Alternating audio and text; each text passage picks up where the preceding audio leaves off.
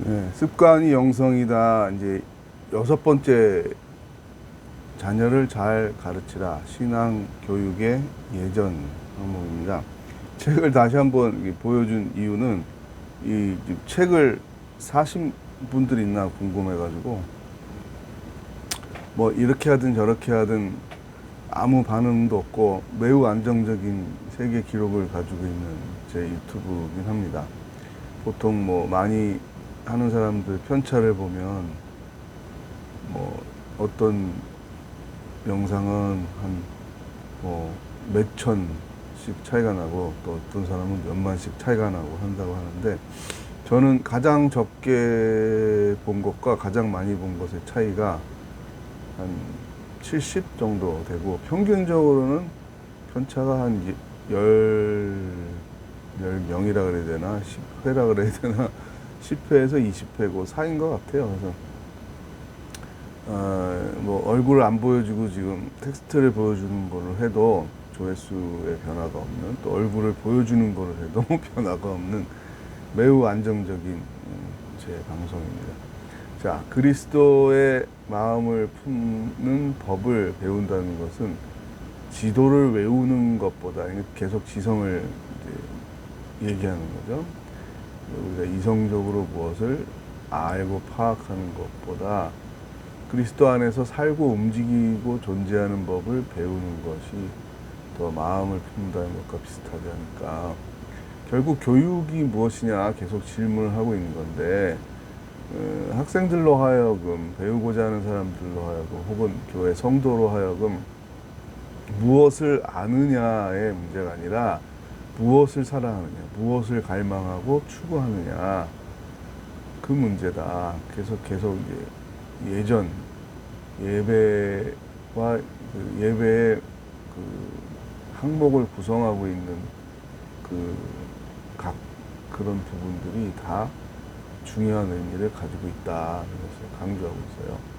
이제 교회에서 청소년, 청년 이런 젊은이들을 잃지 않기 위해서 시대에 뒤떨어지거나 재미없으면 안 온다, 이런 두려움이 오히려 더 역효과를 거둔 게 아닐까 하는 것을 곳곳에서 제임스 스미스는 이야기를 하고, 저도 청소년 청년 사역을 수십 년 한 사람으로서 공감대가 있어요. 다 맞는 건 아니지만 어떤 건 필요하겠죠. 그렇게 눈높이를 맞춰주고 세대 문화의 흐름을 반영하는 것도 있어야 되지만, 스미스가 강조하는 대로 더 중요한 것을 이제 놓치면 안 된다는 걸 지금 정리를 하고 있습니다.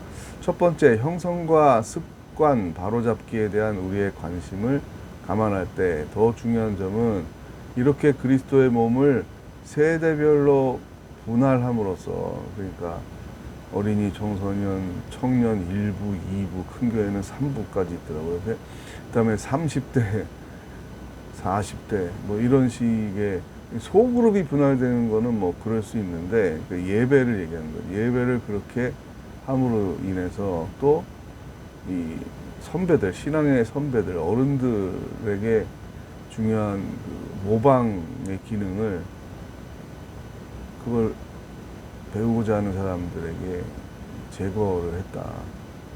그 문제를 제기합니다. 두 번째, 젊은이들을 교회 안에 묶어두려면 그들의 신앙을 진심으로 드러낼 기회를 제공해야 한다는 가정하에 청소년 사역을 거의 감정을 표현하는 일로 만들어 버렸다. 젊은이들이 교회 안에서 즐거워하게 만드는 것, 그들을 몸의 역동적인 일원으로 형성하는 것은 전혀 다른 문제다. 또 하나는 외향성. 이게 뭐냐면 일어나고 이제 샤우팅, 소리 지르고 주여 하고 크게 통성 기도하는 것, 크게 박수치고 찬양하는 것, 그것을 곧 신실함으로 혼동하는 청소년 사역을 만들어 냈다. 저도 많이 공감한 게 뭐냐면, 코스타 사역을 한 7, 8년 했잖아요. 오늘 청소년, 청년 가면 찬양하는 그 패턴 문화가 너무 똑같은 거예요. 다 전자악기들, 드럼 해서 굉장히 크게 내가 기도하는 거가 들리지 않을 정도 큰 사운드, 굉장히 실력이 좋은 사람들로 구성이 되고, 또 인도하는 사람들은 크게 소리 내고 격정적으로 기도해야 신앙이 깊은 것처럼 그렇게 말은 하지 않지만 그런 분위기를 만들어서 그렇지 않은 내향성을 가졌거나 조용히 기도하고 싶거나 아니면 음악도 그냥 단순한 피아노와 찬양 혹은 뭐 클래시컬한 악기와 찬양을 하고 싶은 사람들도 많이 있을 텐데 전부 다 전자악기로 그렇게 획일화시켜서 가는 문화는 그거는 좋지 않겠다는 생각을 저도 했었어요. 저도 그런 스타일이 아니라서 막 시끄럽다는 느낌을 가진 때가 많은데 어쨌든 자 열정적인 청소년 사역자의 원기왕성함이 본받을 만한 것으로 여겨진다면 많은 젊은이들은 자신은 사역자의 열정과 보면 다르잖아요. 그러니까 나는 그리스도인이 아닌가 보다. 나는 신앙이 없는가 보다. 혹은 성령의 사역할 때도 다 같은 문제가 떨어진 건데 성령의 은사. 아, 나는 하나님이 안 좋아하나 보다. 나는 방언도 못하고 무슨 예언하는 은사라든지 막 비전이 보인다든지 이런 거 못하는데 이런 걸 하나의 열등감으로 생각하기에는 이런 부분들도 다 문제라는 거죠. 자, 마치 세련된 방송국의 쇼 프로그램처럼 기획된 열린 예배가 좋은 것으로 여겨져서 그래서 이제 대규모 인원들을 동원하고 많은 곳곳에 어떤 달란트를 가진 사람들을 쓸 수 있는 대형 교회 젊은이들이 몰려가고 그 예배에 많은 것들, 뭐 드라마, 워십 댄스, 그 다음에 아까 말씀드린 그런 굉장한 찬양팀, 이런 원기왕성하고 열광적인 예배가 곧 하나님이 기뻐하는 예배고 그런 데 가야 된다. 이런 생각이 이제 떼제 공동체 우리나라에도 있죠. 저도 대학 때 가서 굉장히 좋은 도전을 받고 좋았었습니다. 여기는 모여서 무반주 찬양을 하고 계속 기도를 하는 거죠. 우리의 기도를 들으소서 사랑의 나눔 있는 곳에 하나님께서 계시도다. 이게 떼제 공동체에서 배운 찬양이에요. 이게 나중에 교회에도 와서 많이 퍼졌죠. 자, 이렇게 하면서 그 수사라고 그러는데 수사가 이제 기도를 알려주고 연도도 합니다. 자, 세계 인류 평화를 위해서 기도하겠습니다. 지금 세계 인류 평화를 위해서 평생 소원을 하고 수도하고 있는 뭐뭐뭐 선교사, 뭐뭐뭐 수도사, 뭐뭐뭐뭐뭐 이렇게 그게 대학교 3학년 때 갔었는데 굉장히 충격적이에요. 아직도 그걸 기억하고 있어요. 그래서 같이 기도하고 또 우리의 기도를 들으소서. 굉장히 조용한 침묵 기도, 그 다음에 굉장히 조용하고 심플한 찬양을 같이 하고, 조용의 액센트가 있는 건 물론 아닙니다. 그러면 또 거꾸로가 되겠죠. 시끄러운 거는 시끄러운 게 아니라 큰 소리는 하나님이 받지 않으시냐. 그런 게 아니죠. 크거나 작거나의 양자택일이 아니라는 얘기를 지금 스미스나 저도 하고 있는 겁니다. 그 다양성에 대한 얘기를 하는 거고, 또 이런 전통들이 조금 더 집중할 수 있는 나의 자아와 그리고 하나님 그리고 같이 기도하는 공동체에 대한 관심을 기울이는 데는 이런 침묵과 단순성이 조금 더 유리하다는 것은 경험적으로 알고 있습니다. 자, 안타까운 사실은 아이들이 간절히 원하는 바가 의례로부터의 해방이 아니라, 그러니까 어떤 절차, 의식, 의전 이런 게 있으면은 아이들은 싫어할 거야. 가정에서도 교회에서도 이런 거 다 생략해야 돼. 그렇지 않다는 거죠. 오히려 헛된 욕망들이나 잘못된 습관들을 해방시키는 의례일 수 있는데 우리의 젊은이 사역에서는 그들을 즐겁게 해줘야 되는 생각들로 마치 그런 사물로 취급을 하고 있는 게 아닌가, 이런 굉장히 강한 이야기를 하고 있고, 다른 스미스의 책들, 제가 지금 일단 논문을 완성했습니다. 나중에 더 최종 완결이 되면 그걸로도 유튜브를 이걸 다 들은 분들은 좀 어려운 논문이라 좀 이해를 못하겠지만 다 들은 분들은 가능하기 때문에 한번 제임스 스미스 항목을 만든 김에 제가 쓴 논문은 이제 더 여러 책에서 이야기를 하고 있는 걸 한번 종합해서 두세 번에 나눠가지고 한번 하도록 하겠습니다. 자, 그럼 형성적 청소년 사역의 모습은 어떤 걸까? 뭐 엄청난 혁명적인 그런 변화는 필요 없다. 몇몇 단순한 확신과 실천이 필요한다. 첫째, 자녀의 신앙 형성을 위해서 할 수 있는 최선의 결정 중 하나는 역사적 기독교 예배와 여러 세대가 함께 드리는 예배에 헌신된 교회에서 아이들을 키우는 것이다. 그러니까 부모, 심지어는 할머니, 할아버지. 그래서 제가 지금 아내가 담임으로 있고 제가 동사 목사로 있는 하늘 기쁜 교회는 뭐 처음부터 온 가정 예배라는 거를 담임 목사께서 생각을 하셔서 이야기를 했고, 또 교인이 몇 명 없다 보니까 같이 예배도 드리고 분할이 되어 있지 않은데, 이게 스미스 책 읽어보니까 더 바람직한 방향이라는 생각도 이제 하게 됩니다. 그래서 생기는 디테일한 여러 문제들 해결해야 될 것들이 있습니다. 찬양이나 그런 메시지의 이런 수준의 차이가 있는데 그걸 어떻게 통합하느냐, 이런 부분들도 연구가 돼야 되겠죠. 자, 형성적 청소년 사역에는 그리스도인의 실천을 성령의 리듬으로 받아들일 수 있도록 돕는다.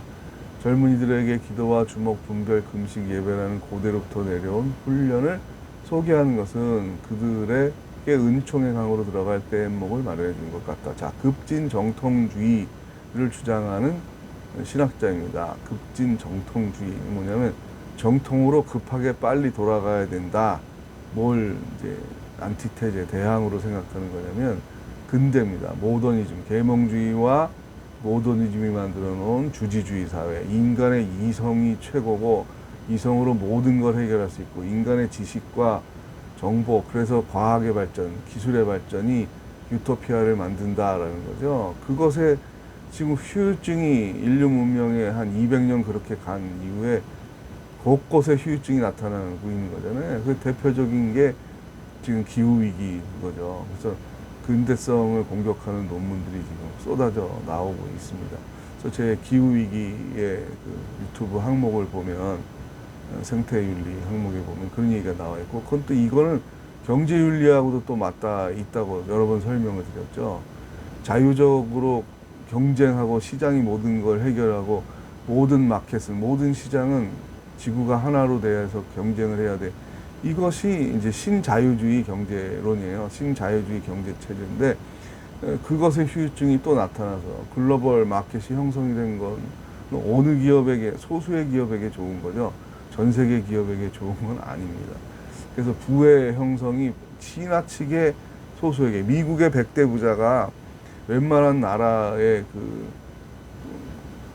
뭐 약한 나라를 얘기하는 게 아니에요. 웬만한 나라라고 했을 때 무슨 OECD에 들어가 있는 어떤 나라들, 그런 나라의 전체 기업을, 수천 개의 기업을 합친 것보다도 훨씬 더 시가총액이 높습니다. 뭐 비교가 안 될 정도로. 심지어는 뭐 미국의 1, 2, 3이면 선진국 세계 7위?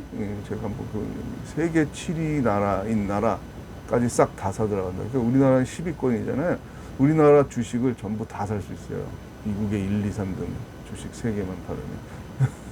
수천 개의 기업 가운데. 자, 그 얘기는 또 경제윤리에서 계속 하고 있는 거니까 넘어가면, 자, 형성적 청소년 사역은 재미 대신 섬김을 추구한다. 조금 이제 제가 더 덧붙이자면, 편안함과 익숙함 대신 경건을 추구해야 되는 거죠. 그러니까 일부러 뭐 고행을 한다는 그런 건 아니고, 그 정신은 우리가 생각을 해야 돼요. 왜 불교에서 3000배를 하고 다시 한번 법이죠. 그 말하는 설법을 들으면 내면이 변화된다라고 얘기했냐면, 그 자세를 말하는 거예요. 내 마음의 그 밥가리인 거죠. 돌도 치워내고 이 씨앗이 떨어져가지고 열매를 맺지 못할 환경들을 개선하는 일을 같이 해 나가는 거죠. 근데 재미만 추구하게 되면, 여기 얘기하잖아요. 소셜 미디어로 조장된 수많은 매스컴과 SNS에서 조장된 자아를 자랑하고 뽐내고 자아의 매력을 뽐내는 거에 초점을 맞추는 이런 문화적인 태도를 강화하는 데 기여할 뿐이다. 그리스도인들도 그 문화의 흐름에 저항할 수 있는, 그 대항적 형성이란 말이 제임스 스미스의 훈육에 있어서 핵심 단어거든요. 그래서 세속예전 얘기도 여러 번 한 거고, 경쟁하는 예전에 그걸 우리가 우상이라고 성경에서 말하고 바알이라고 대표적으로 가나안의 주신이었던 바알이 소개되고 있는데, 그때로부터 지금까지 우상은 여전히 존재한다는 거예요. 지금은 돈과 몸의 매력이 그 우상의 자리를 차지하기가 쉬운 거죠. 그게 자기애거든요. 섬김은 이 뭐를 대항하는 형성을 하는 거냐면 자의식과 자기애. 이게 모더니즘의 산물이라고 또 제임스 스미스는 보는 거예요. 이성으로 합리성을 추구해서 나에게 유익한 게 뭐냐, 나한테 편리한 게 뭐냐, 그거를 자율적으로 선택하게 하고, 거기에는 하나님과 이웃, 약한 이웃, 공동체, 고아와 과부, 나그네가 다 빠져 있다는 거예요. 그게 삶의 목적이 돼서 그 제일 좋은 방법은 뭐예요? 공부 잘해가지고 돈 많이 버는 직장에 가면 인생 성공하는 거다. 이게 기독교의 가치가 아닌데, 모든 크리스찬들도 대부분 이렇게 생각하고, 자식도 공부 잘해서 가외시켜서 명문대 가면 끝, 이런 생각들을 한다는 거예요. 그래서 저는 어떻게 보면 수능 100일 전 기도해, 그다음에 수능 시간에 태연 그 시간표 놓고서 그 시간에 같이 기도하고, 우리 교회 자녀들 모두 대학 잘 가게 될, 이런 것들 저는 하고 싶지 않았어요. 대학에 못 가는, 명문대 가는 사람도 있고 못 가는 사람도 있고, 그런 가운데 사회를 이루고, 그런 가운데서도 샬롬을 이루는, 평화를 이루는, 정의를 이루는 사회를 만드는 데에 힘을 쏟아야지. 모든 사람이 다 명문대 갈 수 없고, 모든 사람이 다 1억 이상의 연봉을 받을 수 없는데, 전부 다 삶의 방향은, 목적은 그거라고 말하면 거기서 낙오되는 사람들은 어떻게 살라고. 자, 기독교 교육은 단순히 한 분야의 지식이나 기술을 습득하는 것에 그치지 않는다. 배움은 내가 어떤 사람이 되라고 부르심을 받았으며, 이게 소명이죠. 그래서 마지막 7장에는 이 소명에 대한 이야기를 스미스가 합니다. 하나님은 세상이 어떤 곳이 되기를 원하는지에 관한 더 광범위한 전망, 저는 이걸 비전이라고 부릅니다. 비전과 소망의 관계. 이미 그래서 유튜브 비전에 제가 예전에 청년 사역하면서 20여 년 전에 쓴 책인데, 지금은 절판이 돼서 살 수 없습니다. 그래서 비전 강의를 여러분이 더 들어보시면 좋겠습니다. 오늘 이 중요한 내용, 사실은 더 할 게 많은데 일단 15분에서 20분 사이에 끝내려고 열심히 말을 빠르게 했습니다. 또 다음에 기회가 있을 테니까 더 구체적으로 자녀 교육을, 소통의 교육을 어떻게 하느냐. 저도 이제 손녀들이 커가고 있으니까 이제 다시 이들에게 초점을 맞추면서 이 크리스찬의 가정 교육과 종교 교육에 대한 문제를 계속 중심에 놓고 생각을 하게 됩니다. 다음에 또 만나요.